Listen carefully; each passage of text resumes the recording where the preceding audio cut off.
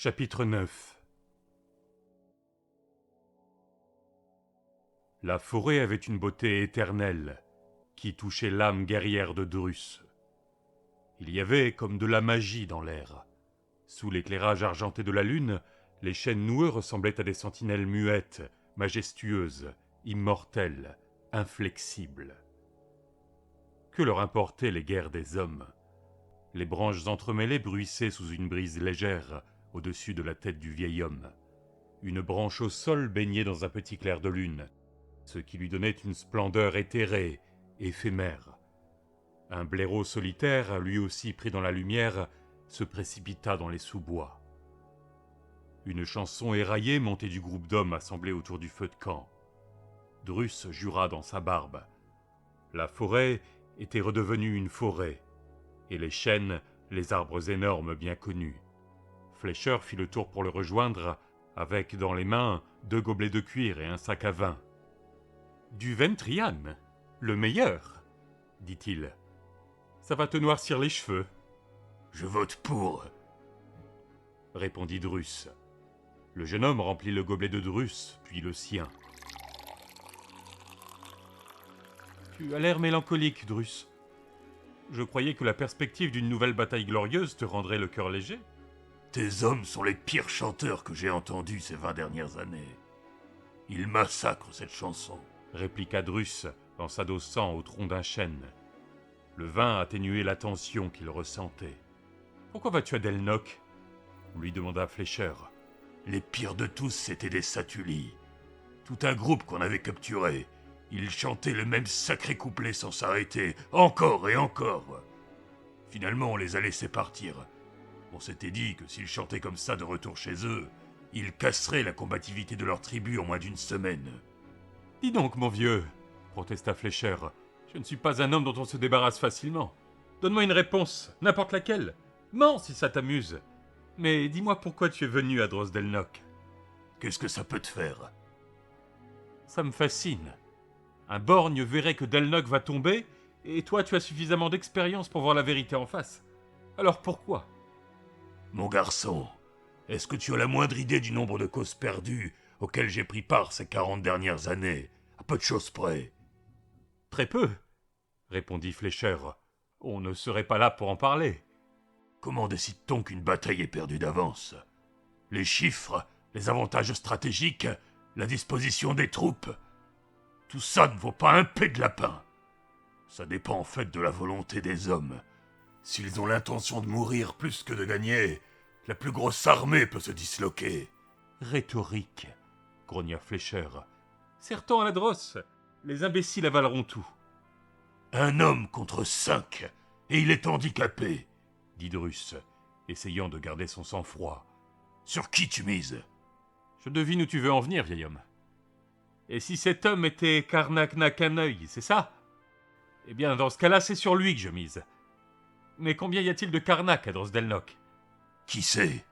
Il fut un temps où même Karnak était un inconnu. Il s'est fait un nom sur de sanglants champs de bataille. Quand viendra la fin, il y aura beaucoup de héros à Drosdelnoch. Alors tu l'admets, la Drosse est condamnée, déclara Flécheur avec un sourire triomphant. Tu le reconnais enfin ? Tu m'énerves, fiston. Ne me fais pas dire ce que je n'ai pas dit. Gronda Drus, se maudissant lui-même. Où es-tu, Sieben, maintenant que j'ai besoin de toi et de tes belles paroles ? Pensa-t-il. Alors ne me traite pas comme un imbécile, et admets que la Drosse est condamnée. Comme tu l'as dit, admit Drus, même un borgne pourrait le voir. Mais je m'en moque, mon garçon. Je continuerai de rechercher la victoire jusqu'à l'instant précis où on m'abattra. Et les dieux de la guerre sont des gens capricieux. Et toi, quelle est ta position sur cette affaire ? Flécheur sourit et remplit à nouveau les gobelets. L'espace d'un moment, il se tut, savourant le vin et la gêne du vieil homme. « Eh bien !» insista Drus. « Enfin, nous y voilà, dit Flécheur. »« Où ça ?»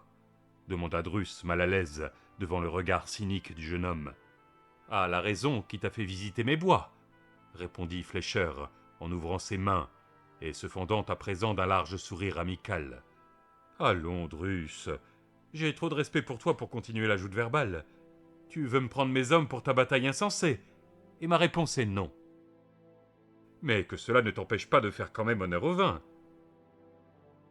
Suis-je donc si transparent? S'enquit le vieux guerrier. Quand Drus la légende se balade dans Skultik au soir de sa vie, c'est qu'il cherche autre chose que des glands. C'est ce que tu attends de la vie? Demanda Drus. Dormir dans une hutte et manger quand tu trouves du gibier.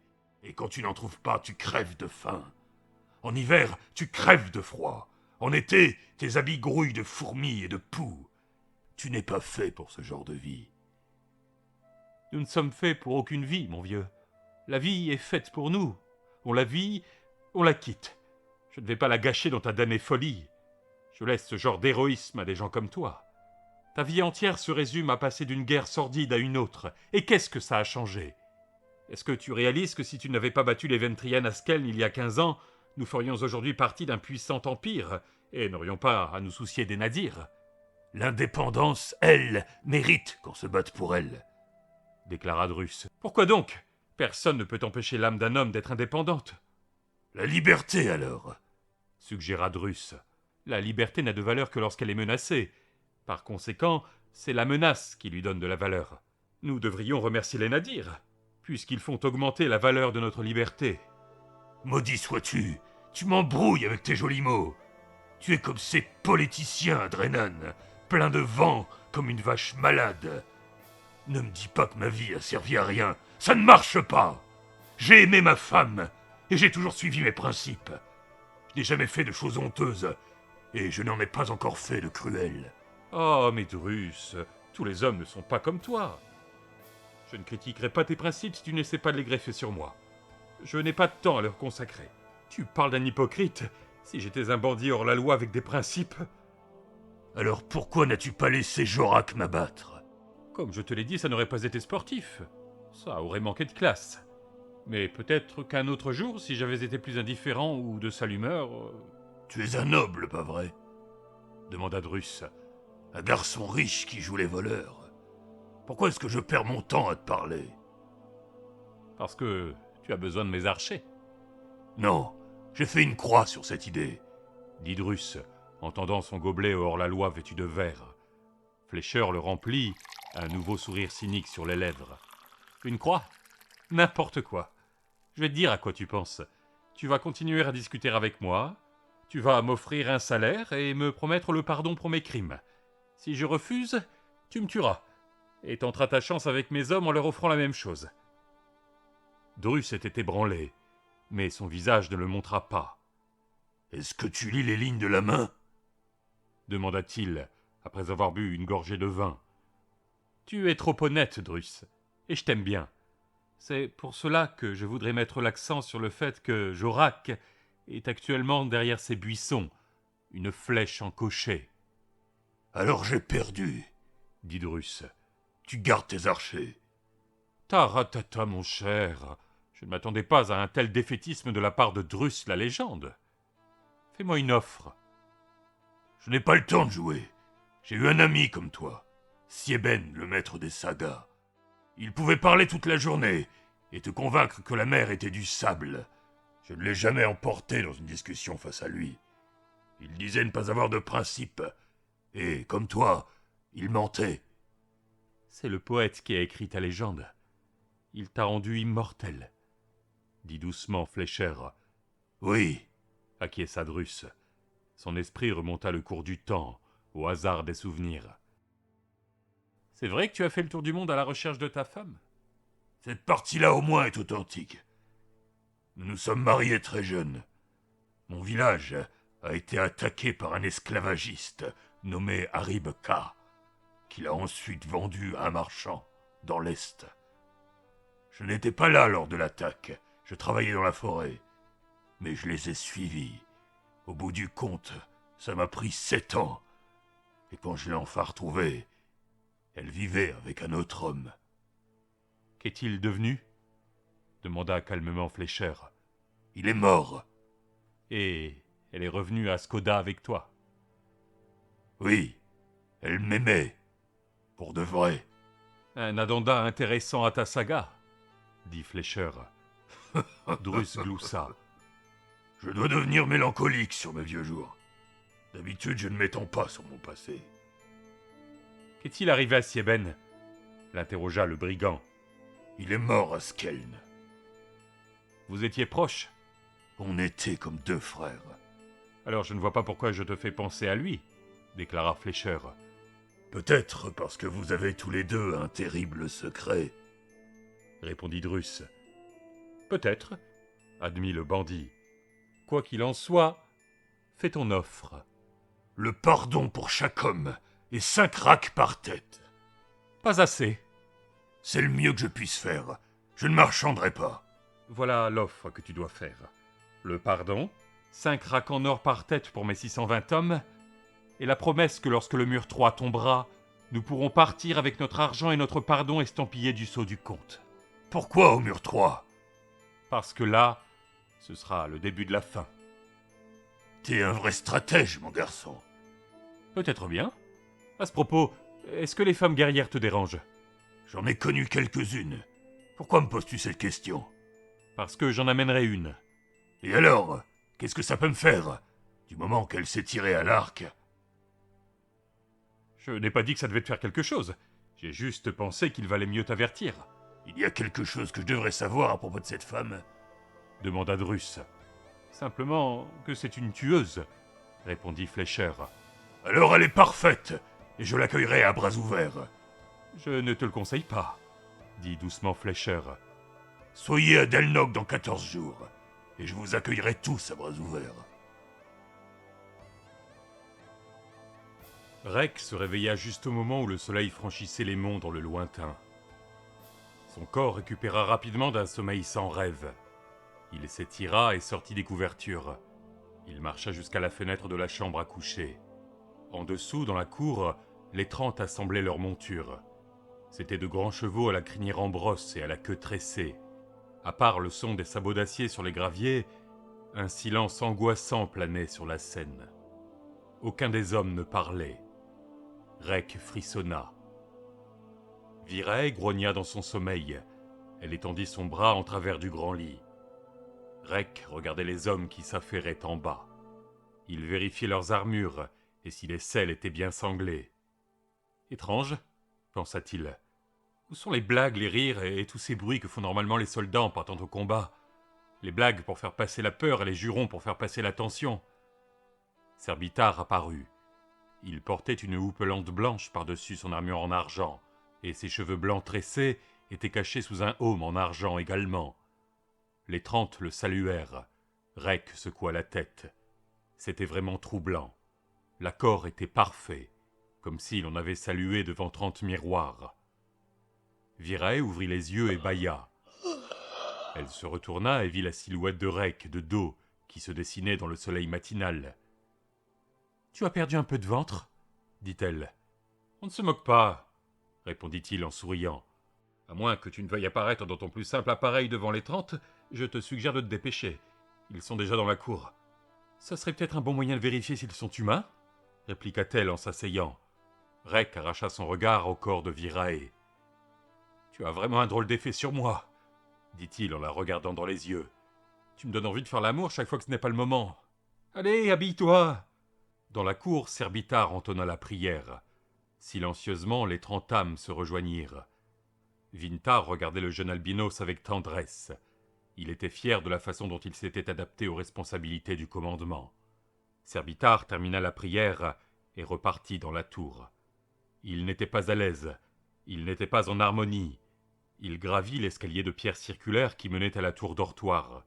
Il souriait en se remémorant la promesse qu'il avait faite au grand Drenaï et à sa femme. Cela aurait été tellement plus simple d'user de son pouvoir de 10 heures plutôt que d'escalader ces escaliers pour voir s'ils étaient prêts. Il tapa à la porte cloutée de fer. Rek ouvrit et le pria d'entrer. « J'ai vu que vous étiez prêts, dit-il. Nous n'en avons plus pour longtemps. » Serbitar acquiesça. « Les Drenaï ont rencontré les Nadirs, » déclara-t-il. « Ils sont déjà à Delnoch ?» demanda Rek alarmé. « Non, non, répondit Serbitar. C'est la Légion qui les a affrontés dans le désert. Ils s'en sont bien sortis. Leur commandant se nomme Ogun. Lui, au moins, est un homme de valeur. »« Quand est-ce arrivé » Hier. C'est encore grâce à vos pouvoirs... Oui. Cela vous chagrine? Non, ça me met mal à l'aise. Mais c'est parce que je ne partage pas votre talent. Une sage observation, Rek.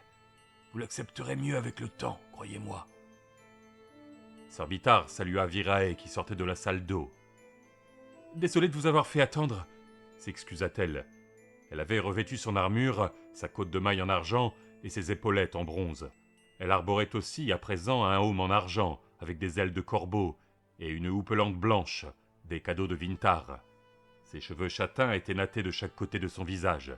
« Tu ressembles à une déesse, » lui dit Rek.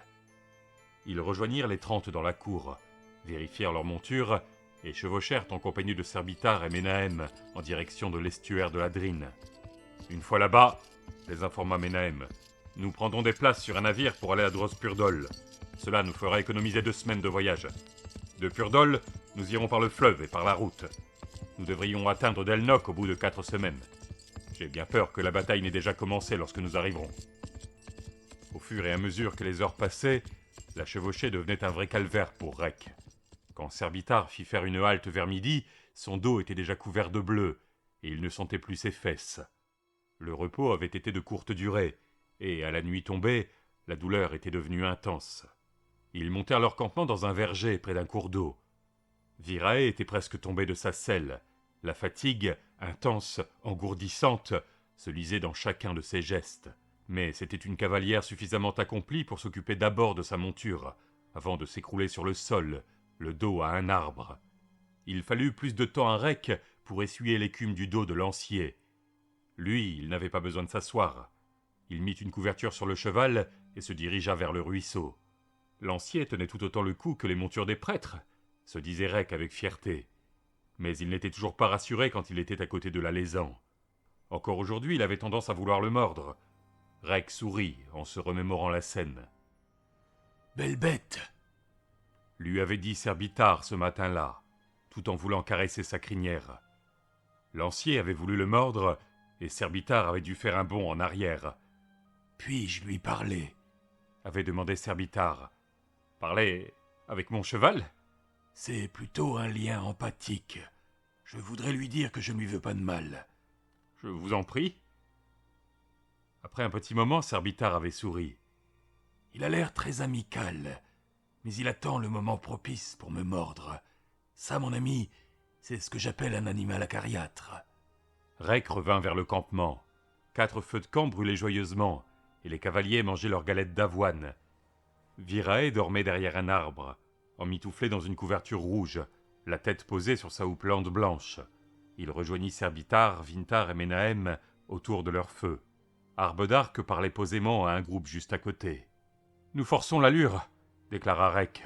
« Les chevaux ne tiendront pas. »« Nous aurons tout le temps de nous reposer sur le bateau, » répondit Serbitar. « Et nous serons à bord du vaisseau Lentrian le Vaurien demain en début de matinée. Il appareille à la marée du matin.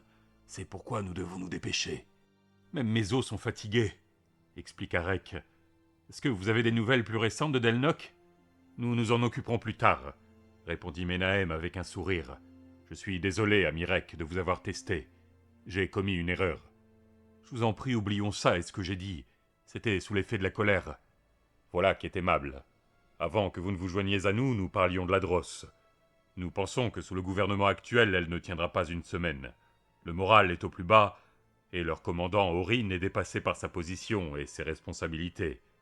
Il va nous falloir des vents favorables, et pas de retard. »« Vous voulez dire qu'il y a des chances que tout soit fini avant que nous n'arrivions » s'exclama Rek, le cœur battant. « Je ne le pense pas, » répliqua Vintar. « Mais la fin est proche.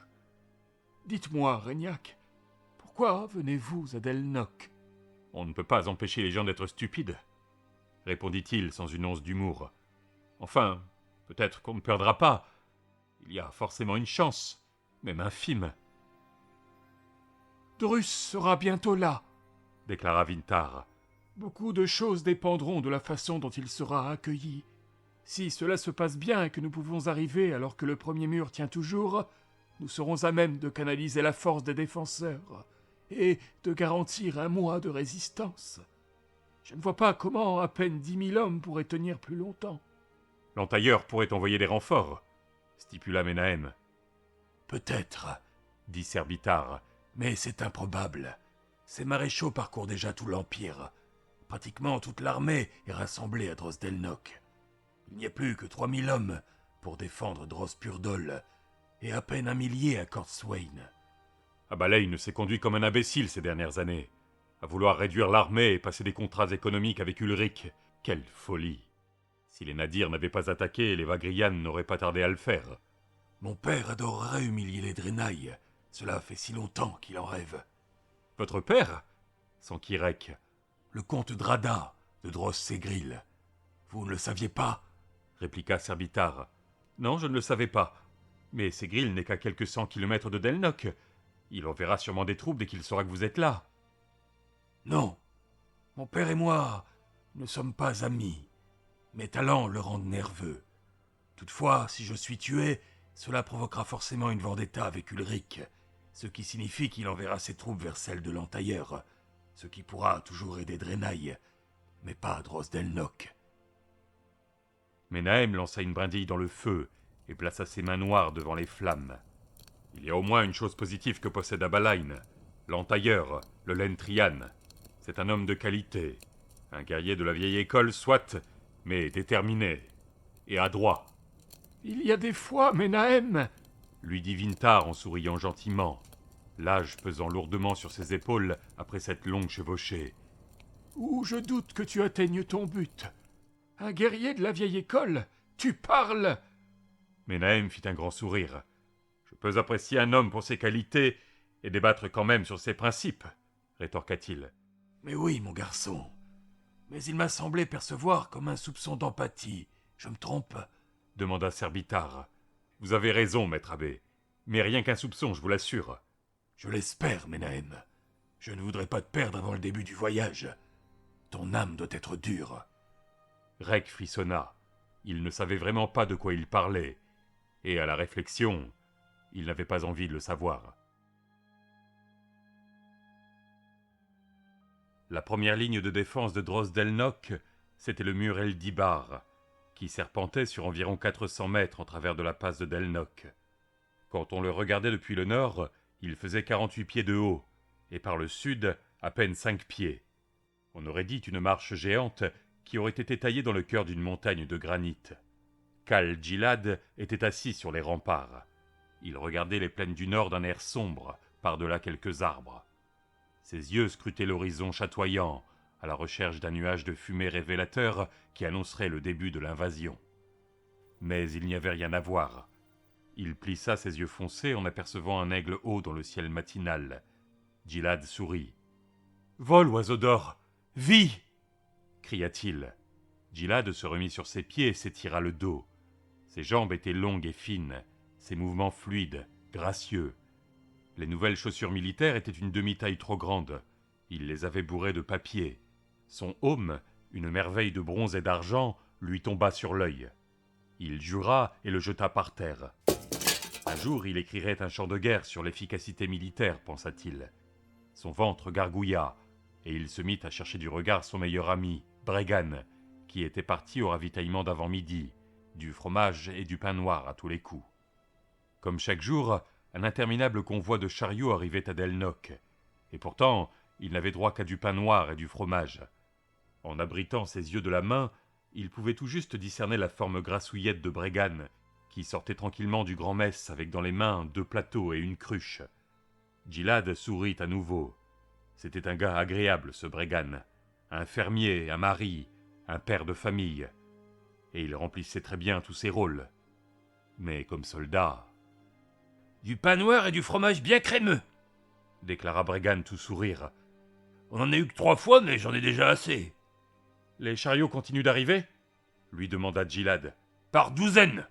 Enfin, j'ose espérer qu'ils savent mieux que nous ce qui est bon pour un guerrier, » dit Bregan.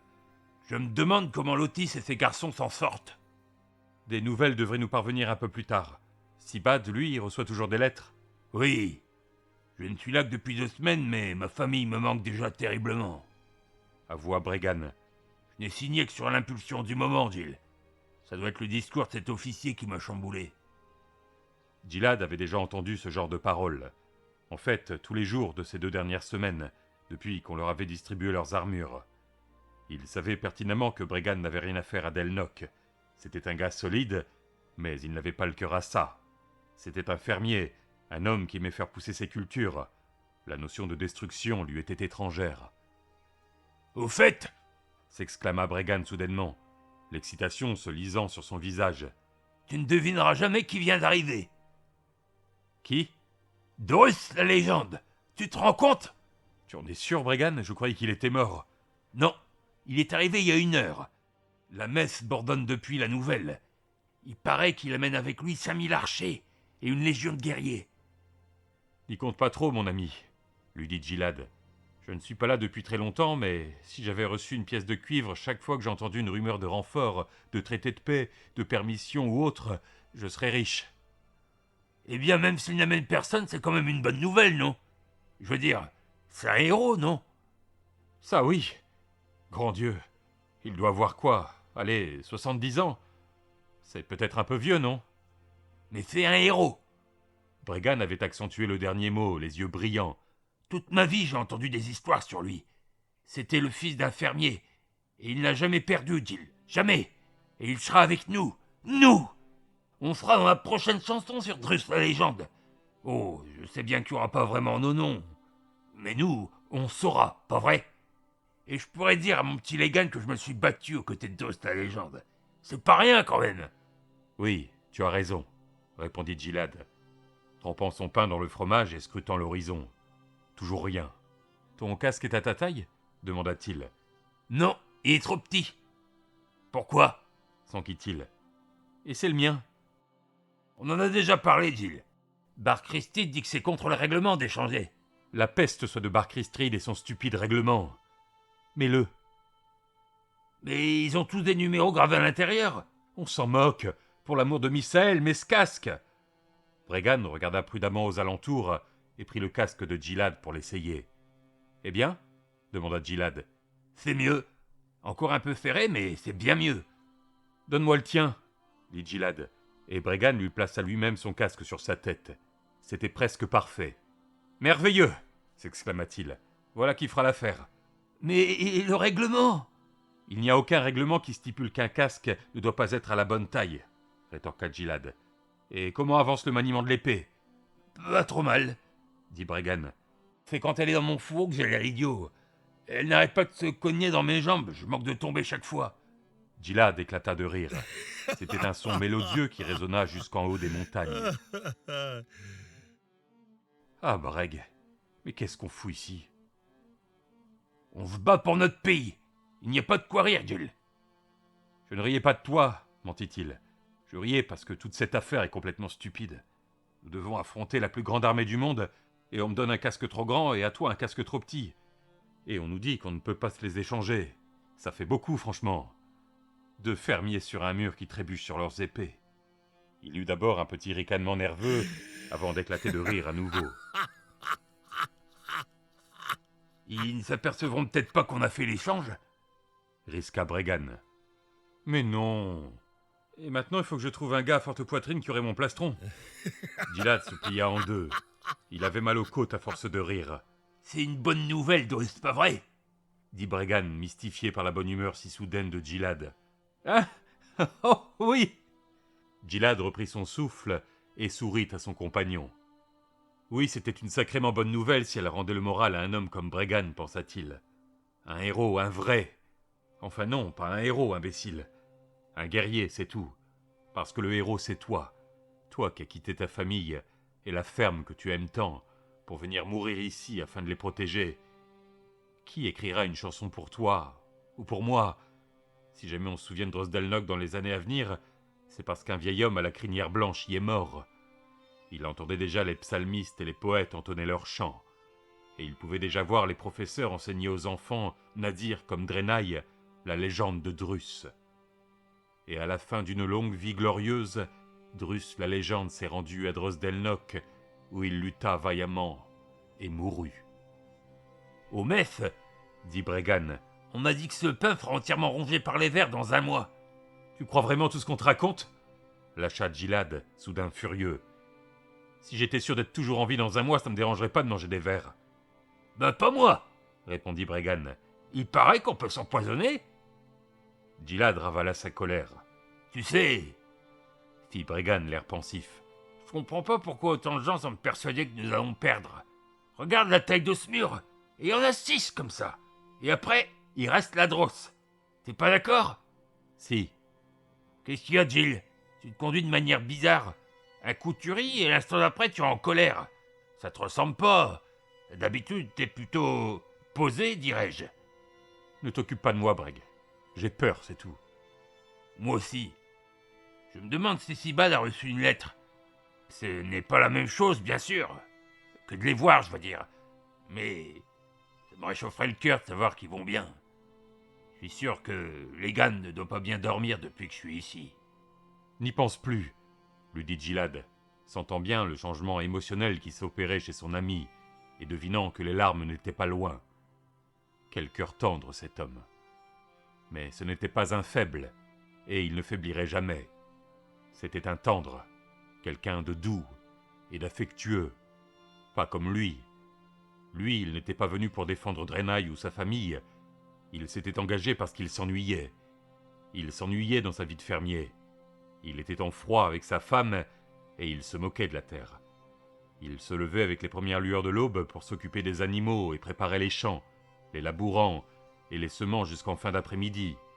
Il réparait les barrières, les sangles des harnais, les seaux percés, bien après que le soleil se soit couché. Et puis, il se glissait dans un lit au matelas en jonc à côté d'une grosse femme malveillante, dont les reproches continuaient bien après que le sommeil se soit emparé de lui, pour l'emmener vers une nouvelle journée trop courte, vers une nouvelle aube. Il avait cru que rien ne pourrait jamais être pire, et il s'était drôlement trompé. Il repensait aux paroles de Bregan à propos de la résistance de Drosdelnock. Son esprit visualisa des centaines de milliers de guerriers avançant comme des fourmis vers la maigre ligne de défense. « C'est amusant, pensa-t-il, comme deux personnes peuvent imaginer différemment la même chose. Bregan ne voyait pas comment il pouvait s'emparer de Delnock. Et moi, je ne vois pas comment il pourrait échouer. En fin de compte, pensa-t-il en souriant, j'aimerais bien être à la place de Bregan. Je parie qu'il fait moins chaud à Drospurdol, dit Bregan, à cause du vent qui vient de la mer et tout. Dans cette passe, on dirait que même le soleil printanier est brûlant. C'est parce qu'elle bloque le vent d'est, lui expliqua Gilad. Et la chaleur se réverbère sur tout ce marbre gris, mais je suis sûr que ça doit être agréable en hiver. Eh bien, je ne serai pas là pour le voir, répliqua Bregan. J'ai signé que pour une saison, et j'espère vraiment être de retour à temps pour les moissons. Je l'ai promis à Lotis. Gilad se mit à rire, la tension disparaissant. Je me moque de Drus, dit-il, mais je suis rudement content de t'avoir avec moi, Breg, franchement. Les yeux marrons de Bregan cherchèrent une trace de sarcasme sur le visage de Gilad. Rassuré, il sourit à son tour. Merci de m'avoir dit ça. On ne s'est jamais vraiment parlé au village. J'ai toujours pensé que tu me prenais pour un idiot. Et je me trompais. Tiens, prends ma main. On va serrer les coudes, toi et moi. On va se débarrasser des nadirs. On va rentrer ensemble chez nous pour la moisson, et on aura plein d'histoires à raconter. Bregan agrippa sa main et grimaça. Non, pas comme ça, dit-il soudain. On doit faire ça à la manière des guerriers, en se tenant par les poignets. Les deux hommes ricanèrent. Oublie les poètes et leurs sagas, déclara Gilad. Nous écrirons nous-mêmes nos chansons. Bregan a l'épée large et Gilad le démon de Drosdelnock. Qu'en dis-tu? Je dis que tu devrais te trouver un autre nom. Mon Legan a toujours eu peur des démons. Le son du rire de Gilad parvint jusqu'à l'aigle qui volait au-dessus de la passe. Il vira d'un coup sec et s'enfuit vers le sud.